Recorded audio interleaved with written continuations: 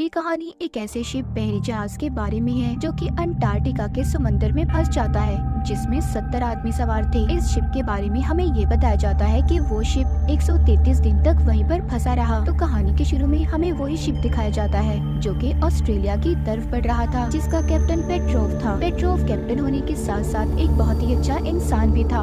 उस शिप में मौजूद लोगों की जिंदगी उसकी जान से भी ज्यादा बढ़कर थी। अब वो शिप बर्फ के समंदर में लहराता हुआ अपना सफर करता आगे बढ़ रहा था, लेकिन थोड़ा सा आगे जाने पर उन्हें पता चलता है कि एक बहुत बड़ा आइसबर्ग बर्फ के पहाड़ ने उनका रास्ता रोक लिया है। अब इन सब के बारे में जानने के बाद पेट्रोव सबको हुक्म देता है कि वो शिप को दाएं तरफ मोड़ दें ताकि ये बर्फ के पहाड़ से साइड पर से होकर जा सके। जब इनका शिप बर्फ के पहाड़ से गुजरता है तो बर्फ के टुकड़े इनके शिप में गिरना शुरू हो जाते हैं। इसी बीच शिप को झटका लगता है, जिस वजह से एक आदमी अपने डॉग के साथ पानी में गिर जाता है। उसे देखकर पेट्रोव उसे बचाने जाता है। वो सीढ़ी लगाकर पानी में कूदकर उस आदमी को बचाना चाहता था, पर जो शिप का दूसरा कैप्टन था वो पेट्रोव से कहता है कि तुम क्या करने जा रहे हो? तुम एक आदमी की वजह से सब लोगों की जान को खतरे में डालना चाहते हो। हमारे ऊपर से खतरा अभी टला नहीं है, हमें आगे बढ़ते रहना होगा। इनके दरमियान में बहस चली रही थी, तभी एक आदमी अपने साथी को बचाने पानी में कूद जाता है, मगर वो देखता है कि पानी के ठंडे होने और बहुत ज्यादा ठंड की वजह से उसका साथी पानी में ही डूबकर मर गया था। पर उसका डॉग अभी भी जिंदा था।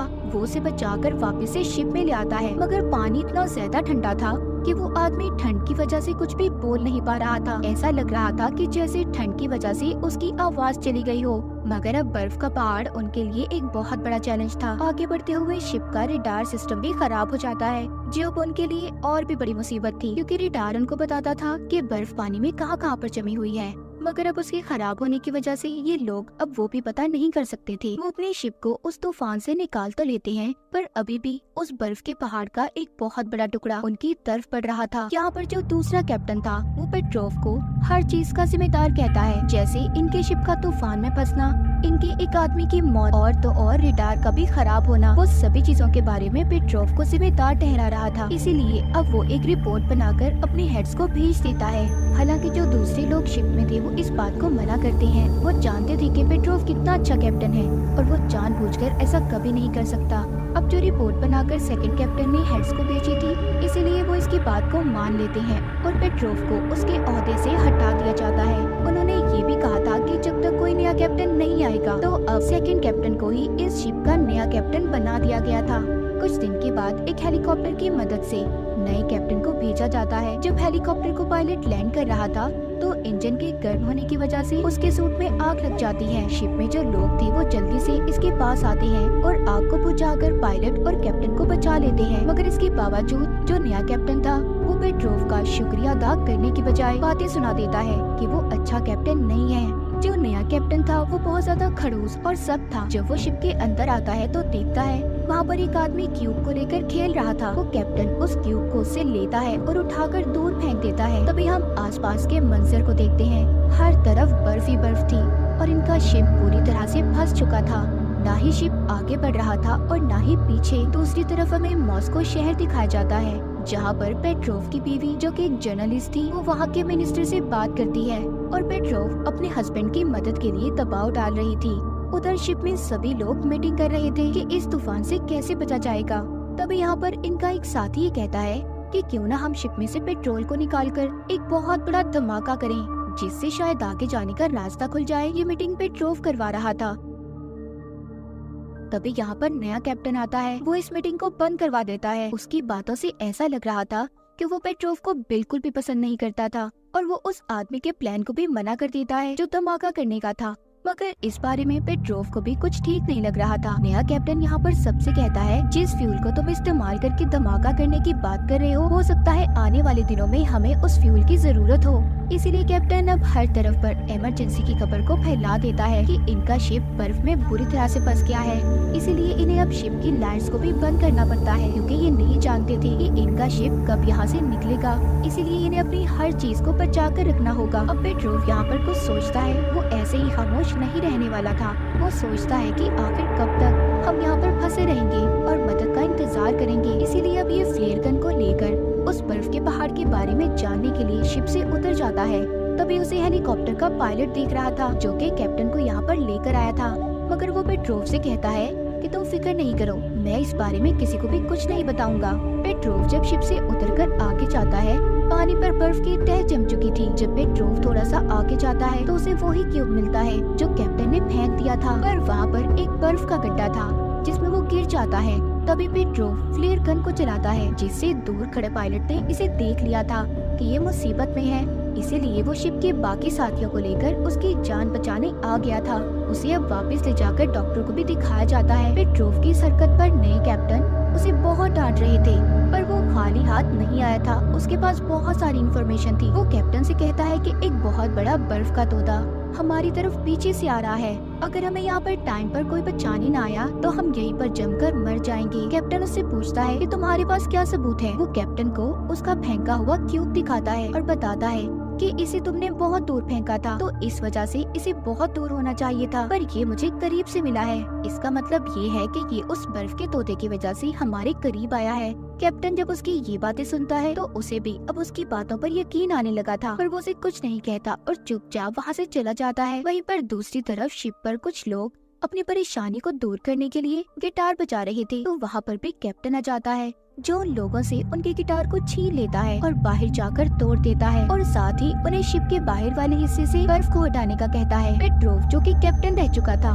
वो अपने नए कैप्टन से कहता है तुम्हें सबके साथ इतनी सख्ती दिखाने की जरूरत नहीं है, मैं जानता हूँ डिफेंस मिनिस्टर को हमारी कोई परवाह नहीं है, हमें कोई भी बचाने नहीं आएगा, क्योंकि चारों तरफ से मौसम बहुत खराब है, ठंडी हवाएं चल रही है, इसलिए हमें एक साथ होना चाहिए ताकि हम मिलकर इस मुसीबत का सामना कर सकें। हम देखते हैं कि इनका शिप रोज बर्फ से ढक रहा था और बर्फ इनके शिप पर 2-3 इंच बढ़ चुकी थी। पेट्रोव कैप्टन से कहता है कि हमें ऑस्ट्रेलिया से मदद मांगनी चाहिए, मगर कैप्टन उसकी ये बात मानने से भी मना कर देता है। बर्फ शिप के अंदर आना शुरू हो गई थी और तभी बर्फ की वजह से शिप के नीचे वाले हिस्से में सुराख हो जाता है और पानी भी अब शिप के अंदर आने लगा था, जिससे इनका सारा खाना खराब हो जाता है और पीने का साफ पानी भी। अब जैसे तैसे करके सभी शिप के लोग उस सुराख को बंद तो कर देते हैं, पर खतरा अभी टला नहीं था। शिप में सभी घबरा गए थे, वो सोचते हैं कि अब हम जिंदा नहीं रहेंगे, क्योंकि इस शिप को चलाने के लिए फ्यूल भी 3 दिन का था और खाना भी अब ज़ाया हो चुका है, खाने के लिए भी इनके पास कुछ नहीं बचा था। अब ऐसी हालत में जो शिप का सेकंड कैप्टन था, वो नए कैप्टन के खिलाफ सभी लोगों को भड़का देता है और कहता है कि हमें फ्यूल से धमाका ही करना होगा, कैप्टन चाहे नाक मना करे, वरना हम सब यहीं पर जमकर मर जाएंगे। सभी लोग दूसरे कैप्टन की बातों में आ गए थे, वो जाकर नए कैप्टन को बंद कर देते हैं, जिसके बाद ये सभी अपने मिशन पर लग जाते हैं। ये 5 टैंक फ्यूल लेकर उन्हें थोड़ा दूर ले जाकर धमाका करने वाले थे। पेट्रोव इन्हें बहुत समझाने की कोशिश करता है कि ऐसा मत करो, कोई भी उसकी बात को नहीं सुनता और वो धमाका कर देते हैं, जिससे कोई फायदा नहीं हुआ था। ये प्लान इनका फेल हो चुका था। इन सब के बाद शिप का जो नया कैप्टन था, उसे कुछ भी समझ नहीं आता कि वो क्या करे, इसीलिए वो अपना यूनिफॉर्म पहनकर शिप से छलांग लगाकर मरने की कोशिश कर रहा था, पर इससे पहले वो अपनी जान को नुकसान पहुंचाता। पेट्रोव उसे देख लेता है और ये कहता है कि तुम्हें ऐसा करने की जरूरत नहीं है, हम मिलकर इस मुसीबत का सामना करेंगे। शिप में सभी लोगों को अपनी इस बेवकूफी पर बहुत ज्यादा शर्मिंदगी हो रही थी कि उन्होंने सारे फ्यूल को भी जाया कर दिया। वो सब मिलकर अब नए कैप्टन के ऑफिस में जाते हैं और उससे माफी मांगते हैं। कैप्टन ने सबको माफ कर दिया था। उधर दूसरी तरफ हम पेट्रोव की बीवी को देखते हैं, जो दूसरे शिप पर सवार इन सब की जान बचाने के लिए निकल गई थी। उधर शिप पर दिखाया जाता है एक आदमी आकर सबको ये बता रहा था कि एक बहुत बड़ा तूफान हमारी तरफ आ रहा है। जब वो देखते हैं तो वहाँ पर बर्फ में भी दरार पड़ चुकी थी, जिसे देखकर सभी डर जाते हैं। इन्हें अपनी मौत साफ दिखाई दे रही थी। पेट्रोव सबसे कहता है जो बर्फ की दरार है हम इस पर अपनी शिप को ले जाएंगे, पर बाकी सब कहते हैं कि इसमें बहुत बड़ा खतरा है। पेट्रोव कहता है कि नहीं, हम ये सब कर सकते हैं। अब नया कैप्टन भी पेट्रोव का साथ देने के लिए तैयार था, क्योंकि वो उसकी काबिलियत को पहले ही जान चुका था। पेट्रोव कहता है कि मैं हेलीकॉप्टर में जाकर तुम्हें आगे का रास्ता बताऊंगा, क्योंकि इनका रडार तो पहले ही खराब हो चुका था। और पेट्रोव कैप्टन से कहता है कि तुम पीछे से शिप को लेकर आओगे, मगर नया कैप्टन उससे ये कहता है मैं हेलीकॉप्टर के जरिए तुम्हें रास्ता बताऊंगा और तुम शिप पर ही रहोगे, क्योंकि तुम अपनी शिप को अच्छे से जानते हो।